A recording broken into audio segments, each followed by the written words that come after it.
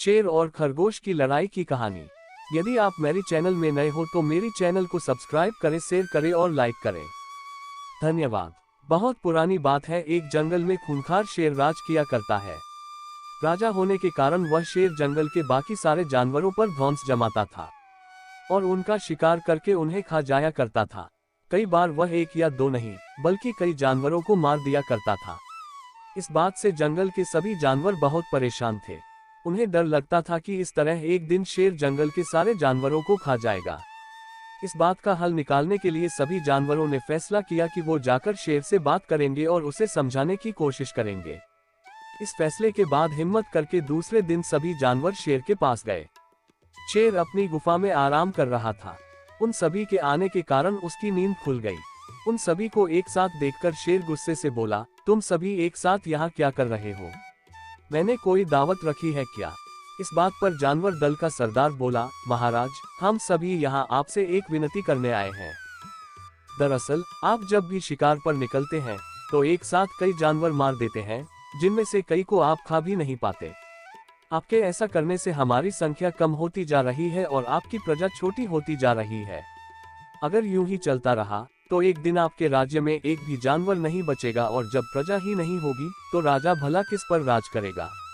इसलिए आपको सदैव अपना राजा बनाए रखने के लिए हमने आपके भोजन का इंतजाम करने के लिए योजना बनाई है। हमारा सुझाव ये है कि आप शिकार पर न निकला करें, बल्कि हम खुद रोज एक जानवर आपकी गुफा में भेज दिया करेंगे। इस तरह रोज आपका भोजन भी हो जाएगा, आपको मेहनत भी नहीं करनी पड़ेगी और आपकी प्रजा को भी राहत रहेगी। शेर को जानवरों की योजना सही लगी और उसने कहा, ठीक है, मुझे तुम्हारा सुझाव मंजूर है, लेकिन एक बात का ध्यान रखना। अगर किसी दिन मेरा भोजन आने में देर हुई या भोजन कम आया तो मैं जितने चाहूं उतने जानवरों को मार डालूंगा। जानवरों ने उसकी बात पर सहमति जताई और वापस अपने घर को लौट आए।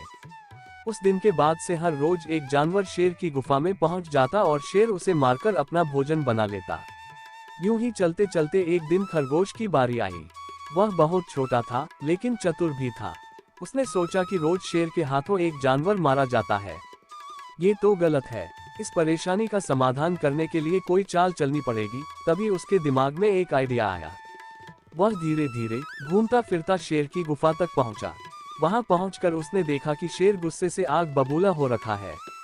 शेर ने जैसे ही खरगोश को देखा उसका गुस्सा बढ़ गया और वह दहाड़ कर बोला, तुम जरा से खरगोश मेरा पेट भरने आए हो और ऊपर से इतनी देरी से आए हो। पता है मुझे कितनी जोर से भूख लगी है। कहाँ मर गए थे और तुमसे मेरा पेट कैसे भरेगा? शेर को तिमिलाया हुआ देख खरगोश बोला, महाराज, मैं आपकी सेवा में अकेला नहीं आ रहा था, बल्कि मेरे साथ मेरे 5 साथी और भी थे। लेकिन मगर महाराज, रास्ते में हमें एक और शेर मिल गया जो हमें खाने की जिद करने लगा। वह मेरे साथियों को मारकर खा गया। मैं किसी तरह अपनी जान बचाकर यहाँ आया हूँ। ये सुनकर शेर और ज्यादा गुस्सा हो गया। वह बोला, एक और शेर? कौन है वह और मेरे जंगल में क्या कर रहा है? खरगोश ने कहा, महाराज, वह बहुत बड़ा शेर है और जब मैंने उससे कहा कि तुम हमारे महाराज का भोजन खा रहे हो तो वह बोला, आज से मैं तुम्हारा महाराज हूँ और मेरे अलावा इस जंगल में कोई और शेर नहीं रह सकता। मैं सबको मार डालूंगा। फिर आपको लड़ाई के लिए ललकारने के लिए उसने मुझे यहाँ भेज दिया। अच्छा, ऐसी बात है, तो मैं भी तो देखूं कि ये कौन शेर है तो जो मेरे जंगल में आकर मुझे ही ललकार रहा है।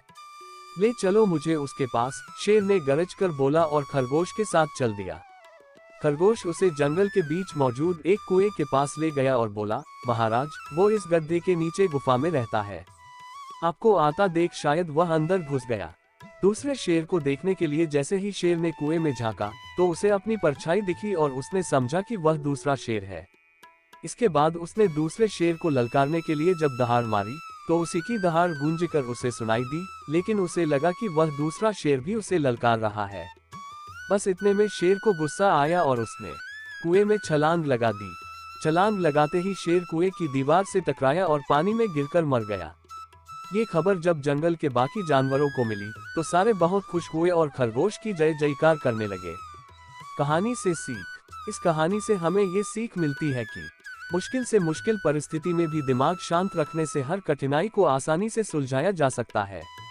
पूरी कहानी सुनने के लिए धन्यवाद।